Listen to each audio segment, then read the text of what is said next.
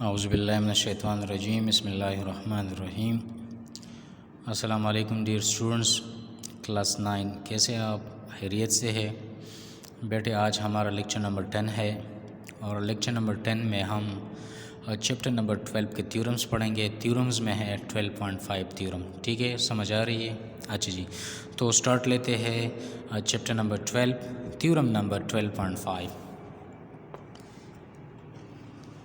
अच्छा जी बेटे, अगर आप लोग देख ले तो आपका ये वाला थ्योरम्स आपके बुक पेज 260 पे है।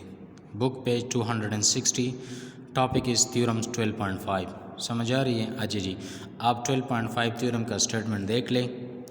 Any point inside an angle, यहाँ पे जो बात की जा रही है वो एंगल की बात की जा रही है कि एंगल के अंदर अगर आप एक पॉइंट ले लें और वो पॉइंट क्या है, इक्विडिस्टेंस है किससे? फ्रॉम इट्स आर्म से। इक्विडिस्टेंस फ्रॉम इट्स आर्म, तो फिर क्या इन्फॉर्मेशन है next? Is on it's bisector.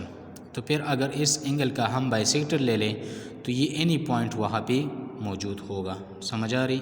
फिर पढ़े, any point inside an angle equidistance from its arm is on it's bisector. समझ आ रही? तो अगर आप लोग देख ले, ये वाला थ्योरम 12.4 का उल्टा है। यहाँ का जो गिवन है वो 12.4 का रिक्वायर्ड है और जो 12.4 का गिवन है वो यहाँ का रिक्वायर्ड है। समझ आ रही है? तो ये थ्योरम्स आपका जो 12.5 है ये बिल्कुल 12.4 की तरह है। समझ आ रही है? अगर आपका 12.4 पे कंसेप्ट बना है और आप थ्योरम्स 12.4 पे क्लियर है तो यहाँ 12.5 भी आपको क्लियर होना चाहिए। ठीक है, तो डिस्कस करते हैं थ्योरम्स 12.5। ठीक है स्टूडेंट? अच्छा जी,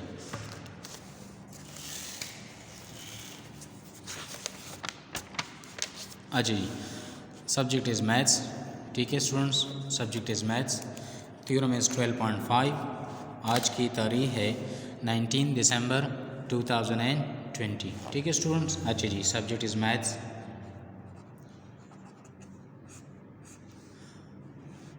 theorem is 12.5।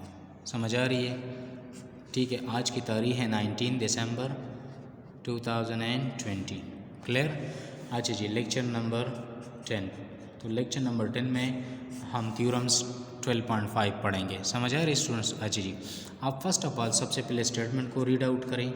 Statement of the theorems. ठीक है, स्टेटमेंट में क्या गिवन है, क्या डिमांड है, इसको आप लोग पढ़े। स्टेटमेंट में ये है एनी पॉइंट, ठीक है, inside an angle, an angle, ठीक है, कि आपके पास एक एंगल है, उसके इनसाइड एक पॉइंट है। ठीक है, अब इनसाइड एन एंगल है, इक्विडिस्टेंस, ठीक है स्टूडेंट्स, फ्रॉम इट्स आर्म तक ये एक जैसे फासले पे है। फ्रॉम इट्स आर्म, ठीक है students, is on it's bisector. तो फिर अगर इसी एंगल का हम बाइसेक्टर ले ले स्टूडेंट तो ये पॉइंट वहाँ पे कंटेन होगा। समझ आ रही है? तो फर्स्ट ऑफ ऑल आप अपने स्टेटमेंट को देख लें। इसी स्टेटमेंट में किस ज्योमेट्रिकल फिगर की बात की जा रही है? वो है एंगल। तो फर्स्ट ऑफ ऑल आप एंगल को कंस्ट्रक्ट करें। ठीक है, फिगर लगे, फिगर। अच्छा जी, फिगर में जो ज्योमेट्रिकल शेप है दैट इज़ एंगल। तो एंगल को आप कंस्ट्रक्ट करें। ये आपका एंगल हो गया। Clear? This is your angle. ठीक है student, this is your angle. अब इस एंगल को आप नेम दे दें। Say this point is A, this point is O, this point is B. तो ए ओ बी स्टूडेंट इस टाइम आपके पास एंगल हो गया। अब इसके इनसाइड एक पॉइंट है, say the point is P. इसके इनसाइड एक पॉइंट है। स्टेटमेंट को साइड बाय साइड पढ़े। एंगल हमने कंस्ट्रक्ट किया, फिर इसके इनसाइड हमने एक पॉइंट लिया, say the point is P and this point P is equidistance किससे? From its arm. इसके आर्म्स क्या है? ओ बी है और ओ ए है। O A and O B are the arms of this angle A O B. Clear? अब ये point P जो आपको नज़र आ रहे जो आपने इसी एंगल के इन साइड लिया है ये आर्म तक एक जैसे फासले पे है, आर्म तक एक जैसे फासले पे है। मतलब ये है कि ये वाला डिस्टेंस स्टूडेंट और ये वाला डिस्टेंस ये बिल्कुल सेम है। ठीक है, इस पॉइंट को आप Q का नाम दें, इस पॉइंट को आप R का नाम दें। इन क्लियरली हमने 12.4 में पढ़ा है कि जब आप पॉइंट P से यहाँ तक ये वाला डिस्टेंस लेंगे तो ये परपेंडिकुलर डिस्टेंस होगा।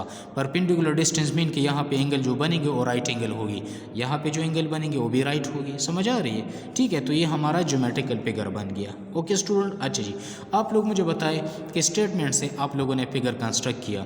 अब इसी फिगर में आपको क्या नज़र आ रहा है? गिवन मीन मालूम कि हमें इसी फिगर में क्या क्या चीज़ें मालूम है। समझ आ रही है? हमें ये मालूम है कि P is any inside point, inside point ये हमें गिवन है, ये हमें मालूम है कि पॉइंट P इनसाइड पॉइंट है of an angle, of the angle AOB। Angle AOB का पॉइंट P इनसाइड एक पॉइंट है। समझ आ रही है? दूसरी बात ये है कि पॉइंट P जो आपको नज़र आ रहा है इसी एंगल के इनसाइड आपने लिया है, तो ये पॉइंट P आर्म तक इक्वल डिस्टेंस है, सच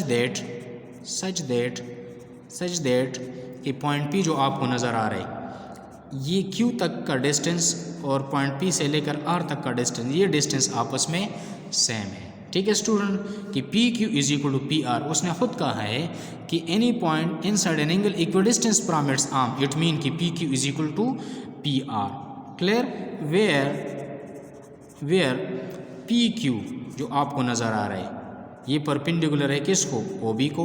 एंड जो आपको PR नज़र आ रहा है स्टूडेंट ये परपेंडिकुलर किसको? OA को। Clear? PQ perpendicular to OB, PR perpendicular to OA। It means इसका मतलब ये है कि angle R is congruent to angle Q and both are equal to 90 degree. It mean कि ये राइट एंगल है। समझ आ रही है? ठीक है स्टूडेंट, अच्छा जी, अब टू प्रूव क्या डिमांड है? टू प्रूव लेके आप टू प्रूव कि साबित क्या करना है? साबित ये करना है कि जो आपको पॉइंट P नज़र आ रहा है, पॉइंट P,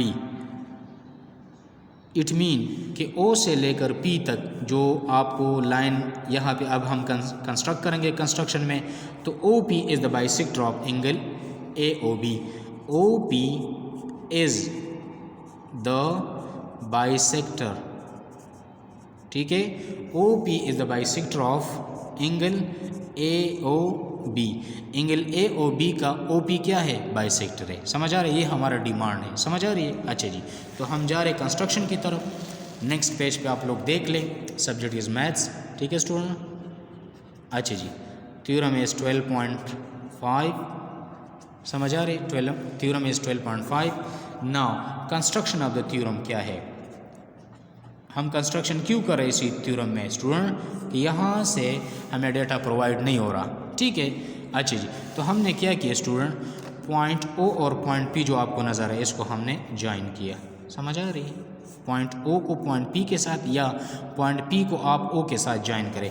आप लोग मुझे बताएं कि यहाँ पे एंगल बन गए 1 और यहाँ पे जो एंगल बन गई वो ये है 2। तो एंगल 1 एंड एंगल 2 को अगर आप इक्वल साबित करें तो OP बाइसेक्टर है। अब बाइसेक्टर किसका है? इस एंगल का है और बाइसेक्टर का नाम है OP। तो आप मुझे बताएं कि पॉइंट P वहाँ पे कंटेन कर रहा है या नहीं, कि P lies on the bisector of this angle, तो हमारी जो प्रूफ है वो मुकम्मल हो जाएगी।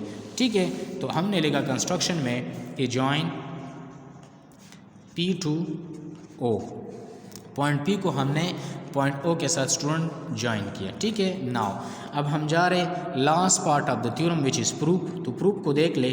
प्रूफ में आपके पास इसी थ्योरम के दो हिस्से हैं, स्टेटमेंट्स, ठीक है स्टूडेंट, और इसका प्रॉपरली आपने रीजंस देना है। समझ आ रही? अच्छा जी, आप लोग मुझे बताइए स्टूडेंट कि यहाँ पे जब आप प्रूफ करेंगे तो आपकी जो डिमांड है थ्योरम की वो ये है कि OP को आपने बाइसेक्टर साबित करना है। तो इसके लिए अगर आप एंगल 1 को एंगल 2 के बराबर साबित करें तो आपकी जो रिक्वायरमेंट है वो पूरी हो सकती है। लेकिन एंगल 1 अब ऊपर ट्राइंगल में एक एंगल है और एंगल 2 नीचे ट्राइंगल में एक एंगल है। अगर आप दोनों ट्राइंगल में करस्पॉन्डिंग कर ले, ट्राइंगल बराबर हो जाएंगे।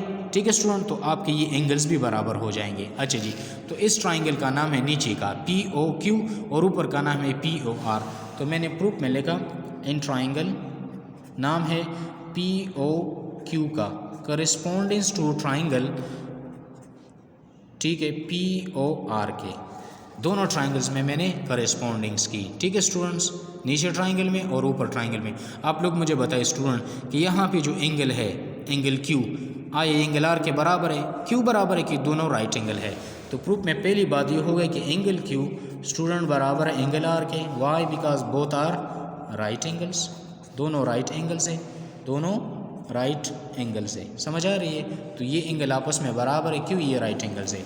दूसरी बात ये है स्टूडेंट्स कि आपने गिवन में पढ़ा है कि P से लेकर Q तक का डिस्टेंस, P से लेकर R तक का डिस्टेंस ये बराबर है। क्लियरली मैं आपको बता दूं, ये लोग आप लोग देख लें कि PQ is equal to PR। अब PQ इस ट्राइंगल में एक साइड है, PR उस ट्राइंगल में एक साइड है, तो मैंने लिखा कि PQ is congruent to student PR के। PQ is congruent to PR student. इसका जो रीज़न हो ये है कि ये गिवन है, ये गिवन में हमने पढ़ा है, समझ आ रही है? गिवन में इसको हमने पढ़ा है। अच्छा जी, अब तीसरी बात आप लोग देख लें कि OP दोनों ट्राइंगल में कॉमन है या नहीं, ये कॉमन साइड है। तो मैंने लिखा कि इस ट्राइंगल में, ये वाला ट्राइंगल, इसमें OP और इस ट्राइंगल में भी OP है, तो ये दोनों आपस में बराबर है। क्यों बराबर है? क्योंकि ये कॉमन साइड है। दिस इज़ कॉमन साइड, समझ आ रही है स्टूडेंट? ये है कॉमन साइड। अच्छा जी, आप लोग मुझे बताएं कि अब ये ट्राइंगल और ये ट्राइंगल आपस में बराबर हो गया, क्योंकि आपने 3 स्टेटमेंट उनको बताए। अच्छा जी, तो triangle POQ is congruent to triangle PORK, समझ आ रही है? इसका मतलब ये है स्टूडेंट कि साइड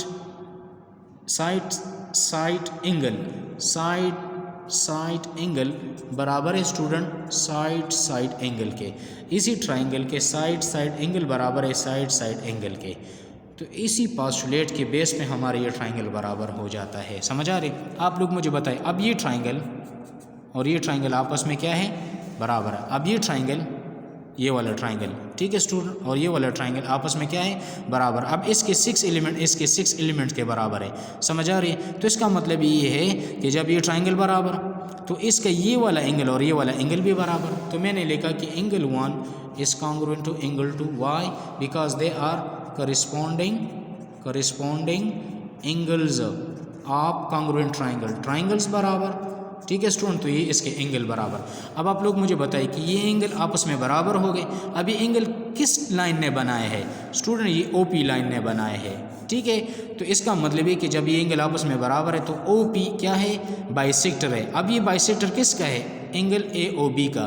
तो इट मीन कि बाइसेक्टर का नाम है OP। हेंस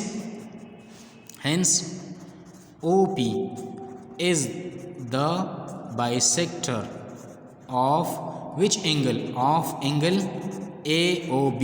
It mean कि P lies on the bisector of the angle AOB, ठीक है। This completes proof of the theorem 12.5, ठीक है स्टूडेंट्स। अच्छा जी, होपफुल कि इंशाल्लाह इसी थ्योरम्स में भी आप लोग को मसला नहीं होगा। Thank you so much. अस्सलाम वालेकुम स्टूडेंट्स।